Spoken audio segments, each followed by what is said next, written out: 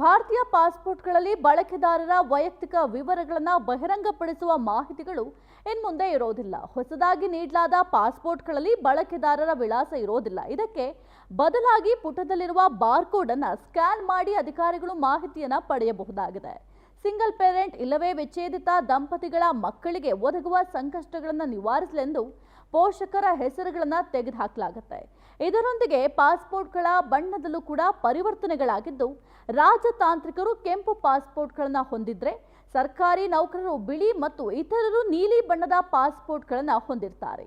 ವಿದೇಶಾಂಗ ವ್ಯವಹಾರಗಳ ಸಚಿವಾಲಯವು ಪಾಸ್ಪೋರ್ಟ್ ಕಾಯ್ದೆ 1967ರ ಸೆಕ್ಷನ್ 24ನೇ ತಿದ್ದುಪಡಿಗಳನ್ನು ಅಧಿಕೃತವಾಗಿ ಘೋಷಿಸಿದ್ದು, ಜನನ ದಿನಾಂಕ ಪರಿಶೀಲನೆಗೆ ಅಗತ್ಯವಾದ ದಾಖಲೆಯನ್ನ ಬದಲಾಯಿಸಿದೆ.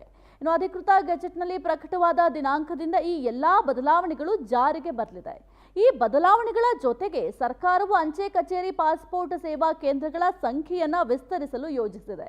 ಮುಂದಿನ 5 ವರ್ಷಗಳಲ್ಲಿ ಕಾರ್ಯನಿರ್ವಹಿಸುವ ಪಾಸ್ಪೋರ್ಟ್ ಸೇವಾ ಕೇಂದ್ರಗಳ ಸಂಖ್ಯೆ 442ರಿಂದ 600ಕ್ಕೆ ಹೆಚ್ಚಾಗಲಿದೆ.